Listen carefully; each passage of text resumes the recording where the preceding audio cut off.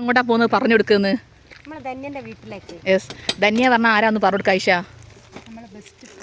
എത്രയോ നാളായി കണ്ടിട്ടില്ലേ? നമ്മൾ പഠിത്തു പോയിട്ടുണ്ടായിരുന്നില്ലേ സജന? ഇവള് അന്ന് വരാൻ പറ്റിയിട്ടില്ലായിരുന്നു. ഓക്കെ, നമ്മൾ ചെറിയൊരു പലഹാരമൊക്കെ ആയിട്ടാണ് പോകുന്നത്. ഓക്കെ, നമ്മളെ കൂടെ പാർക്കൂട്ടി ഉണ്ട് കേട്ടോ. അപ്പോൾ നമ്മൾ പോവുക. അല്ല നടക്ക് നടക്ക് നടക്ക്. അപ്പോൾ നമ്മൾ ധന്യനൊക്കെ നമ്മളെ കാണാൻ ഭയങ്കര എക്സൈറ്റ്മെൻ്റ് ആയിരിക്കും അല്ലേ? ഇവിടെ ഉണ്ടോ ആദ്യം നോക്കട്ടെ. യെസ്, ഉണ്ട് തോന്നുന്നു. വാതിലൊക്കെ തുറന്നിട്ടുണ്ട്. വേറെ ആരൊക്കെ ഉണ്ടല്ലോ മോളെ. ചെരുപ്പൊക്കെ ഉണ്ടല്ലോ, കുറേ ചെരുപ്പൊക്കെ കാണും.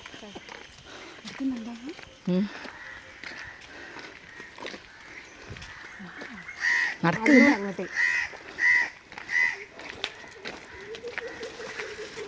തനിക്ക് അറിയില്ല കേട്ടോ ഞങ്ങൾ വരുന്ന കാര്യമൊന്നും.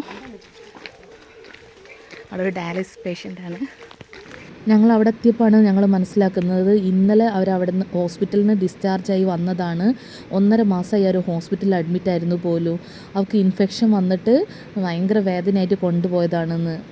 ഡയാലിസിസ് ചെയ്യുന്ന സ്ഥലത്തൊക്കെ ഇൻഫെക്ഷൻ വന്ന് എന്താ അറിയില്ല. അങ്ങനെ അവൾ ഭയങ്കര നമ്മളെ കണ്ടപ്പോൾ ഭയങ്കര സങ്കടവും സന്തോഷവും എല്ലാം കൂടിയാണ് കേട്ടോ. തീരെ വയ്യ അവൾക്ക്. ഫുൾ ക്ഷീണം, ഗുളികൻ്റെ ക്ഷീണമാണ് തോന്നുന്നത്. ഫുൾ ക്ഷീണം തന്നെ. അങ്ങനെ നമ്മൾ അവിടെ നിന്ന് കുറേ നേരം സംസാരിക്കുമ്പോൾ അവൾ ഇടയ്ക്കിടയ്ക്ക് മയങ്ങിപ്പോകും. അവൾക്ക് അങ്ങനെ എല്ലാം ശ്രദ്ധിക്കാനും കൂടി പറ്റുന്നില്ല.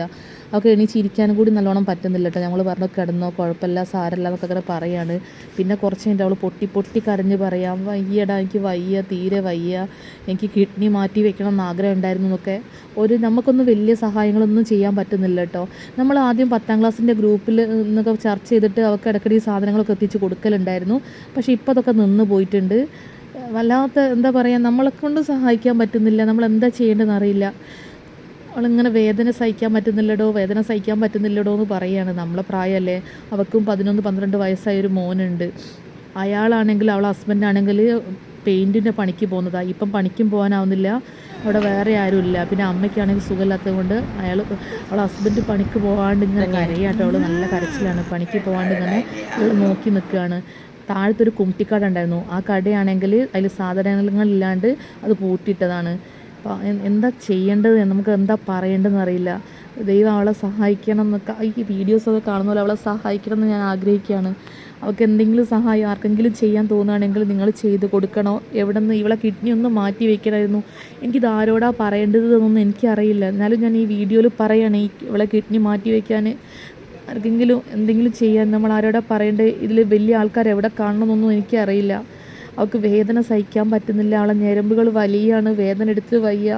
കഴുത്തിൻ്റെ അവിടെയും വയറിൻ്റെ അവിടെയൊന്നും ഇനി ഡയാലിസിസ് ചെയ്യാൻ പറ്റില്ല. ഇപ്പോൾ കാലിലാണ് ചെയ്തു കൊടുക്കുന്നത്. കാല് അത്ര ശാശ്വതമല്ലാണെന്നാണ് ഡോക്ടർ പറഞ്ഞതെന്നാണ് അവളെ ഹസ്ബൻഡ് പറയുന്നത്. അതുകൊണ്ട് ഞാനൊരു റിക്വസ്റ്റായിട്ട്, ഒരു അപേക്ഷയായിട്ട് ഞാൻ പറയുകയാണ്, ഈ വീഡിയോ കാണുന്ന ആരെങ്കിലും ഒരാൾക്ക് എന്തെങ്കിലും ചെയ്യാൻ തോന്നുകയാണെങ്കിൽ അവളെ സഹായിക്കണം കേട്ടോ.